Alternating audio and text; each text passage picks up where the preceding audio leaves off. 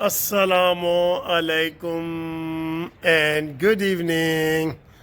ला जी, एक खूबसूरत दिन के साथ मंगल और 28 तारीख आपके साथ दोबारा मुखातिब हैं और बड़ी अच्छी अच्छी खबरें भी हैं। चलें जी, आज हम हुकूमत को हमने बड़ी तनकीद की है मुज़ाकरात के हवाले से। आज हम उनकी अच्छाई बयान कर देते हैं कि ये फिर भी उन गुस्ताखों और उनकी ज़्यादतियों के बावजूद भी हुकूमत ने, शहबाज हुकूमत ने तहम्मुल का मुज़ाहरा किया और आखिर दम तक करे रहे। अभी भी थोड़ी देर पहले भी वो सेनेटर अरफान सिद्दीकी ने और अयाज सादिक ने प्रेस कॉन्फ्रेंस की। उन्होंने कहा जी आज वो नहीं आए, हमें बड़ा दुख है। अगर वो आते तो शायद जुडिशल कमीशन बन जाता, कोई और रास्ता निकल आता। तो ये तो ना खेलने वाली बातें हैं जो उन्होंने की हैं, ठीक है जी। और उन्होंने फिर भी हुकूमत ने आखिरी उसके तौर पे कह दिया कि जनाब आप 31 तक भी हमारे साथ रब्ता कर सकते हैं, हम दोबारा आपके लिए चश्मे फर्श राह है।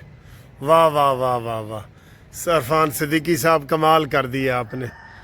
और हम कौन से वफा की है उम्मीद जो नहीं जानते वफा क्या है। ओ हम कौन से वफा की है उम्मीद जो नहीं जानते वफा क्या है। मैंने तो सर जी पहले दिन से ही कहा था कि आप उनसे मुज़ाकरात कर रहे हैं जिनको पता ही नहीं कि मुज़ाकरात की अहमियत क्या है और हम किस तरीके से बामी रज़ामंदी से बातचीत कर सकते हैं। वो एक ही ज़बान दराज आदमी है इमरान ख़ान, उसको कोई ज़बान अमन की और आशा की और मोहब्बत की ज़बान उसको नहीं आती। वो बेचारा मजबूर है, वो क्या करे, नहीं आती उसको। और मैंने आपको पहले दिन ही कहा था कि ग़ुलाम फरीदा दिल उत्थे देइए जिथे अगला कदर भी जाने। हाय हाय हाय हाय, क्या बात है ग़ुलाम फरीद साहब की। तो जनाब अली उन्होंने वो धुतकार दिए हैं और अब खुद ही हमने तो पहले ही उम्मीद थी। अच्छा सर जी, अगर मुज़ाकरात ये कामयाब भी हो जाते ना, आप यकीन करें फिर भी कोई ऐसा वो एतबार नहीं था कि जो ये हुकूमत कहती कि जी जनाब बिल्कुल अब एग्रीमेंट हो गया है तो वो मुकम्मल हो जाएगा। नहीं, उसका एतबार ही नहीं है सर जी। वो साकितुल एतबार है, उसका एतबार उठ गया है, हर किसी का एतबार उससे उठ गया, उसका तो किसी से भी एतबार नहीं है। आप उनसे, हमें उनसे वफा की है उम्मीद जो नहीं जानते वफा क्या है, ठीक है। अब आएंगे जी बिलावल भुट्टो। कल आपको पता है एक वाक़या हुआ था कि सिंध में आसन इकबाल साहब ताजरों से खिताब कर रहे थे, तो वहाँ पे जनाब अली एक नारा लग गया कि हमें सिंध में भी मरियम नवाज़ कुछ दिनों के लिए वज़ीर आला बना दी जाए तो हमारे मसले हल हो जाएंगे। इसको उन्होंने बड़ा संजीदा ले लिया और आज उन्होंने ताजरों की मीटिंग भी बुला ली।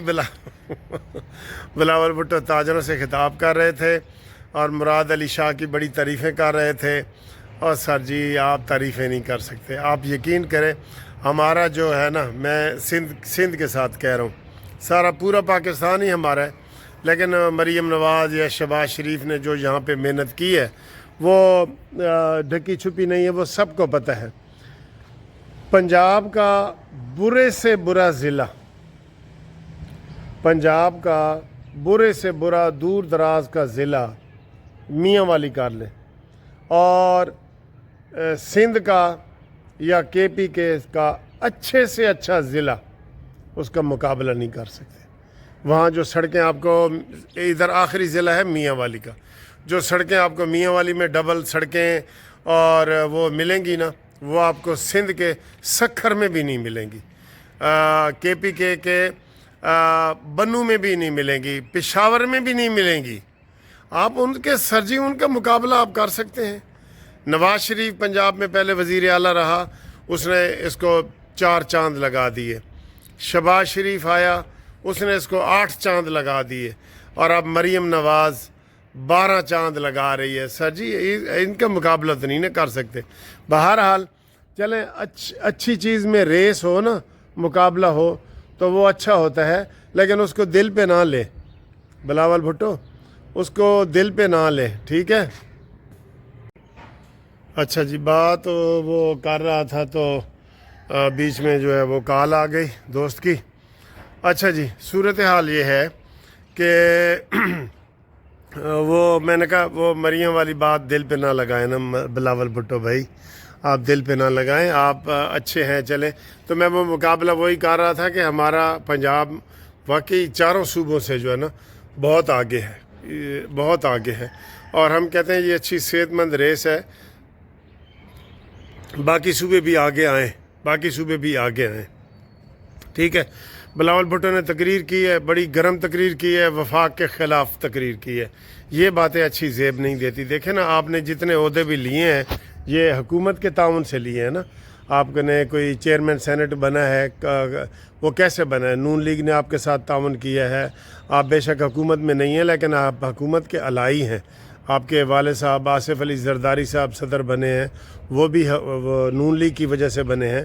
آپ کی وجہ سے اگر نون لیگ کا وزیر اعظم بنا ہے نا تو نون لیگ کی وجہ سے آپ بنے ہیں، آپ کے پاس ہوتے ہیں۔ مل جل کے کریں، پاکستان کی ترقی کے لیے کام کریں تاکہ پاکستان کا نام روشن ہو اور ہم خوشی سے لوگوں کو کہہ سکیں کہ یار دیکھو پاکستان بھی ترقی کی راہ پہ چل گڑا ہے، ٹھیک ہے۔ نہ نشئی سے ہمیں پہلے امید تھی، عمران خان نے پاکستان کو ڈبو دیا، قرضہ اتنا زیادہ لے لیا، اب بغیر قرضے کے ہمارا گزارا نہیں ہے۔ ہم تو حکومت کو ابھی بھی کہہ رہے ہیں کہ اچھی اسکیمیں نکالو۔ دیکھیں دنیا میں جتنے بھی بڑے ملک ہیں نا، مثلا میں آپ کو بتا دوں ملائیشیا نے کیسی ترقی کی؟ اس نے سر جی اعلان کر دیا ایک شعبے میں کہ آئیں جی اسٹوڈنٹ کے لیے فری ایجوکیشن اسٹوڈنٹ کے لیے۔ وہ سر جی پوری دنیا کے اسٹوڈنٹ وہاں گئے، جب لاکھوں کی تعداد میں اسٹوڈنٹ گئے تو ان کے روزگار چلے، وہاں پیسہ آیا اور وہ لوگوں نے وہاں پہ سہولت دیکھی اور ٹرینڈ بنے اور ایجوکیشن سینٹر بنے اور یونیورسٹیاں بنی اور کالج بنے اور سارا کچھ ماحول جو ہے وہ دیدنی ہو گیا۔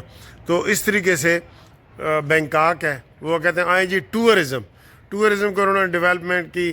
ہمارے ملک میں دیکھیں کتنا ہر چیز ہے، ہم سمندر بھی ہے، دریا بھی ہیں، ریگستان بھی ہیں، ادھر عربی آخر سیر و سیاحت کرنے آتے ہیں نا، وہ آپ سب کے لیے کر دیں تاکہ آپ بھرپور طریقے سے جو ہے نا وہ ہم اس میں لوگوں کو دعوت دیں اور لوگ آئیں اور پاکستان کی ترقی اس میں ہو۔ تو یہ ہم بھی کر سکتے ہیں، ہم کسی سے پیچھے نہیں ہیں، ٹھیک ہے نا۔ تو ہمارا یہ ساری چیزیں ختم ہو جائیں گی۔